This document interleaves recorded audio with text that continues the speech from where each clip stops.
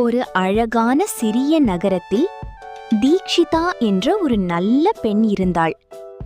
அவளுக்கு ஒரே ஆசை மட்டும்தான், எல்லாருக்கும் உதவணும். ஆனா எப்படி என்று அவளுக்கு தெரியவில்லை. ஒரு நாள் பள்ளி முடிஞ்சு வீட்டுக்கு வரும்போது ஒரு பழைய மரத்தடியிலிருந்து ஒரு மின்னும் ஒளி அவள் முகத்தில் பட அந்த திசையில் திரும்பி பார்த்தாள். அங்கே ஒரு பென்சில் அவள் கண்ணில் பட்டது. இது என்ன வித்தியாசமா இருக்கே என்று அவள் அதை எடுத்துக்கிட்டு வீட்டுக்கு வந்தாள். அந்த இரவு அவள் சின்ன காகிதத்துல ஒரு பூனையை வரைந்தாள்.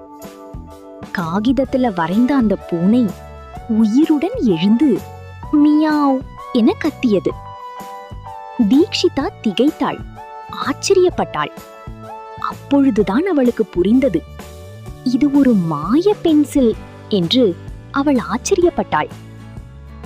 அடுத்த நாள் முதல் தீக்ஷிதா அந்த பென்சிலால் நல்லது செய்ய ஆரம்பித்தாள். புத்தகம் இல்லாமல் இருந்த நண்பனுக்கு அவள் ஒரு புத்தகம் வரைந்தாள். அது நிஜமாக மாறி அவனிடம் சேர்ந்தது. ரோட்டோரத்தில் சாப்பாடு இல்லாமல் இருந்த ஒரு பாட்டிக்கு அவள் சாப்பாடு வரைந்தாள். உடனே உணவு கிடைத்தது. வீடு இல்லாத ஒரு குட்டி நாய்க்கு அவள் ஒரு சிறிய வீடு வரைந்தாள். அதுவும் நிஜமாக மாறியது. தீக்ஷிதா மிகவும் மகிழ்ச்சி அடைந்தாள். ஒரு நாள் அவள் தோழி கேட்டாள், இந்த பென்சில் வச்சு நீ உனக்காக பெரிய விஷயங்கள் வாங்கிக்கலாமே.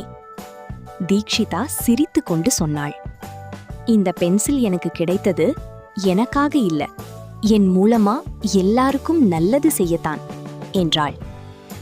அந்த நாளிலிருந்து அவள் நகரம் முழுக்க மகிழ்ச்சியை பரப்பினாள். ஏன்னா அந்த மாய பென்சில் நல்ல மனசுக்காரவங்க கையில்தான் வேலை செய்யும். இந்த கதையின் பாடம், நம்ம கையில் இருக்கும் சக்தியை நல்லதுக்காக பயன்படுத்தினால்தான் உண்மையான மகிழ்ச்சி கிடைக்கும்.